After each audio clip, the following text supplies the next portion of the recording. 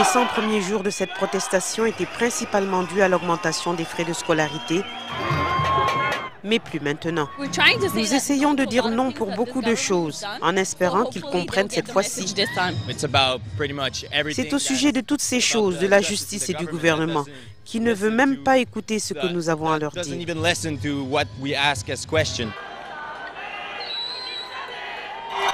Des milliers de personnes se sont déplacées des provinces, des étudiants, des professeurs et des habitants, tout simplement.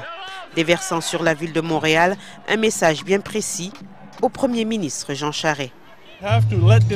Nous devons faire entendre à cet homme que nous ne pouvons pas laisser les choses aller de la sorte. Il doit réparer tous les dommages causés. Selon ces manifestants, voici les dommages causés par le gouvernement Charest. La fameuse loi 78, une mesure de sécurité visant à contrôler les masses étudiantes protestataires en donnant plein de pouvoir à la police. Mais immédiatement après que la loi fut votée, elle a été brisée par toutes ces manifestations qui ont détourné leur marche vers la police.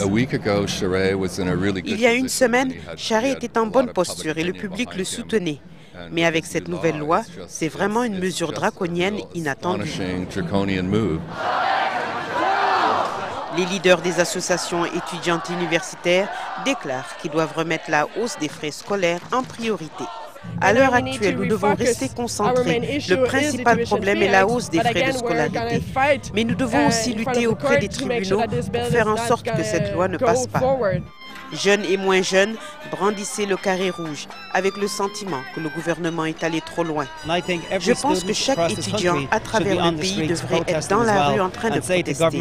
Il faut faire un choix entre les avions de chasse, les impôts et les sables bitumineux et l'éducation universitaire, tout en aidant la future génération à trouver du travail.